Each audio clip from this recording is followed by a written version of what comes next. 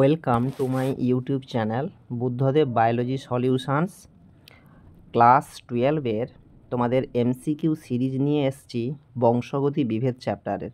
আমার চ্যানেলটিকে সবাই সাবস্ক্রাইব করবে, লাইক কমেন্ট শেয়ার করবে পরবর্তী ভিডিওগুলো পেতে। প্রথম প্রশ্ন, capital A small A, capital B small B, capital C small C, capital D small D, এতে কয়টি গ্যামেট পাওয়া যায়? দেখে নাও, সূত্রটা হচ্ছে 2 হোল হেটারোজাইগাসের সংখ্যা। এক্ষেত্রে আমাদের 4টা হেটারোজাইগাস আছে, তাই 2 whole to the power 4 equal to option 16টি গ্যামেট তৈরি করবে। পরবর্তীকালে নেক্সট সেকেন্ড যেটা রয়েছে, প্রদত্ত কোনটি টেস্ট কস, এটা খুব ইম্পর্ট্যান্ট একটা প্রশ্ন।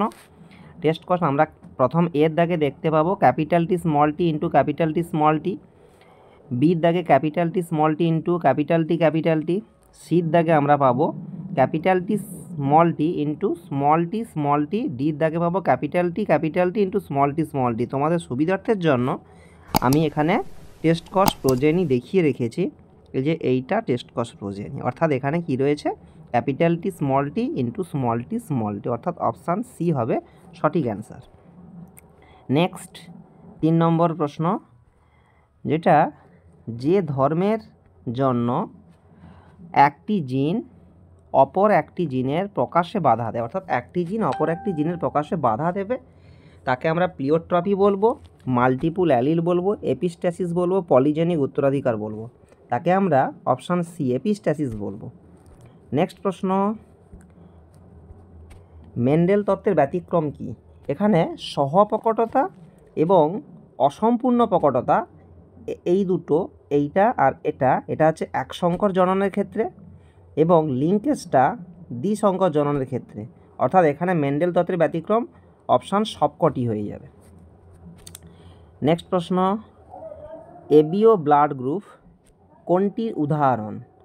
এতে আছে এপিস্ট্যাসিস, বিতে লিঙ্কেজ, সিতে মাল্টিপুল অ্যালিল, ডিতে অসম্পূর্ণ প্রকটতা। এবিও ব্লাড গ্রুপ মাল্টিপুল অ্যালিলের এক্সাম্পল, এখানে মাল্টিপুল অ্যালিল হয়ে যাবে সঠিক অ্যান্সার। নেক্সট পয়েন্ট,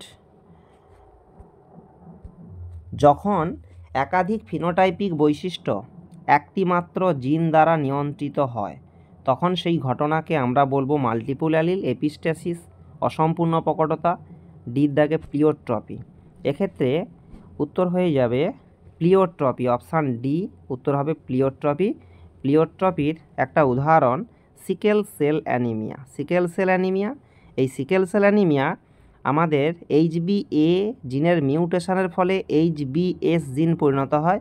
সেই HbS হলে একদিকে ব্যক্তির ম্যালেরিয়া হবে না, কিন্তু সেই ব্যক্তির এই যে ব্লাইন্ডনেস, তারপর লিভার ফেলিওর, হার্ট ফেলিওর, এই ধরনের সমস্যাগুলো দেখা দেবে। ওই জন্য একটি জিন একাধিক বৈশিষ্ট্য নিয়ন্ত্রণ করে বলে তাকে আমরা বলি প্লিওট্রপি।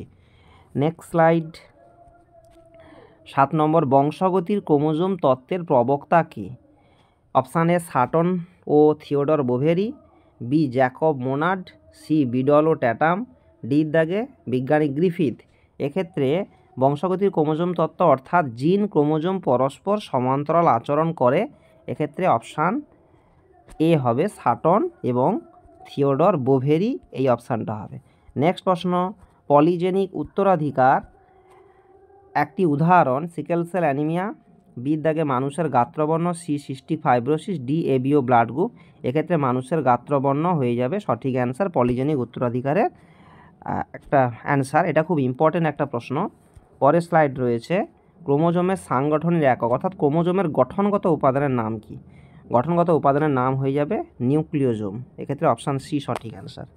পরবর্তী প্রশ্ন আসবে, মৌমাছির লিঙ্গ নির্ধারণ পদ্ধতি কী রকম? XXXY এটা তো মানুষের, জেনেটিক ব্যালেন্স থিওরি এটা তো ড্রসোফিলার, হ্যাপ্লোডিপ্লয়েডি টাইপ, আর একটা ZZZW এটা তো ডির দাগেরটা হবে পাখির, তাহলে এখানে অপশান সি হবে সঠিক অ্যান্সার, এইটা হয়েছে। আচ্ছা, নেক্সট প্রশ্ন আসবে বার বডি। 3টে এক্সে বার বডির সংখ্যা কটা থাকে? এখানে সূত্রটা হচ্ছে যটা এক্স থাকবে সেখানে তার থেকে একটা কম হয়ে যাবে। হ্যাঁ, তো এক্ষেত্রে 3টা এক্স আছে, তাহলে বার বডির সংখ্যা কটা আসবে? অ্যান্সার 2টো।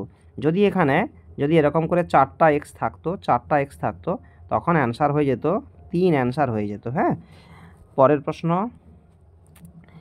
নিউক্লিওজোমে কোর প্রোটিনের অংশ নয় কোনটি? কোর প্রোটিনের অংশ নয় H1, H2A, H2B, H3, H4। H2A এবং H2 এই চারটা ইন্টু 2 সমান হচ্ছে অক্টামার, সমান অক্টামার, এভাবে থাকে অক্টামার। তাহলে এখানে সঠিক অ্যান্সার হয়ে যাবে অপশান এ। এখানে কিন্তু অক্টামারের মধ্যে নেই, তার বাইরে আছে, অপশান এ এখানে অ্যান্সার হয়ে যাবে। হ্যাঁ, পরের প্রশ্ন হয়ে যাবে, স্ত্রী পাখিতে ডব্লিউ ক্রোমোজোমের ওপর অবস্থিত জিনটির নাম কি? FETI, TDF, SRY, DMRTI। এক্ষেত্রে স্ত্রী পাখি FETI জিন থাকলে সেটা স্ত্রী পাখি হয়ে যায়। Next, thank you. আমার এই ভিডিওটি ভালো লাগলে তোমরা অবশ্যই লাইক, কমেন্ট, শেয়ার করবে এবং চ্যানেলটিকে সাবস্ক্রাইব করে রাখো পরবর্তীকালে বিভিন্ন ভিডিওগুলো পেতে। Thank you.